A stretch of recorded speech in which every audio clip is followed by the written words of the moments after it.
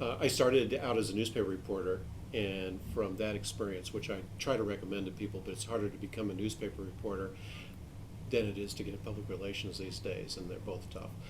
But I started as a newspaper reporter, then went into government work, and I worked in some political campaigns, and worked for the government in New York State.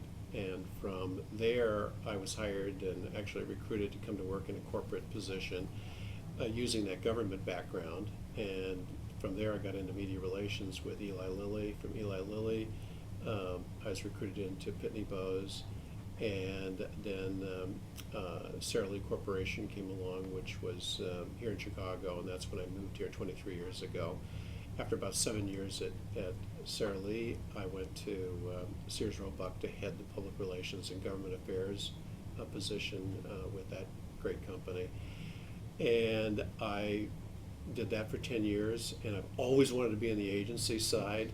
I always enjoyed working with agencies. At one point, we had about 60 agencies that we worked with at Sears. That was way too many, by the way. But Ketchum always kind of intrigued me, and decided to do the agency gig. And I've been doing this for 6 years, and find that it brings lots of energy and excitement every day, since you have no idea what today's going to hold.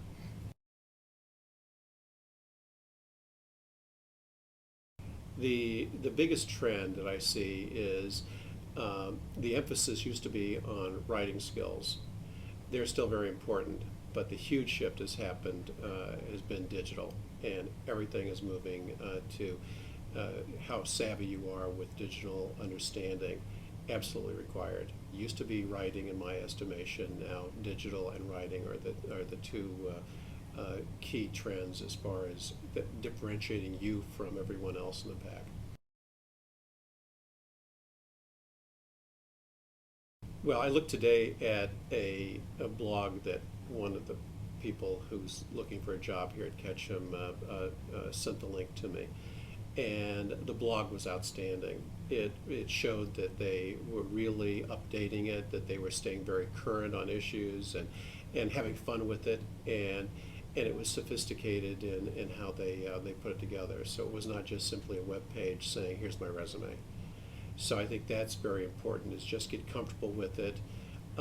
Be responsible in your Facebook postings and Twitter. I was defriended by my son because I would tell him that he's going to regret that later in life. So be smart about using what's out there is just so important, and be comfortable with it, so that you're able to come in and talk about it. I guarantee you that before you come in for an interview in 2010, someone in human resources is going to be on the internet checking you out. Is it happening today? It's happening more, but it's still the old standard resume is usually what they're looking at.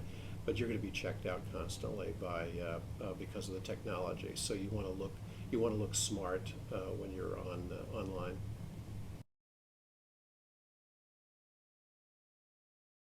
I haven't really pointed this out yet in my blog, but I've been thinking about how do you convey the importance. I'm always talking about the importance of joining PRSSA, but the reason that you join and the reason you become active are two different drivers.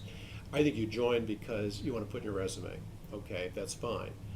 What I look at is, what did you do with that membership when you had it? And the more active you are, I find the more confident young people are in tackling whatever the assignment that you give them.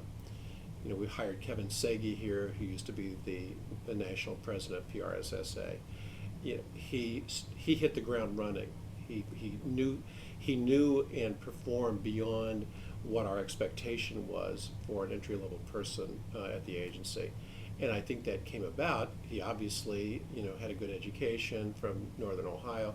He also had the experience through leadership in PRSSA that gave him the confidence that he could deal with all these adults that surround him and he works with on a daily basis.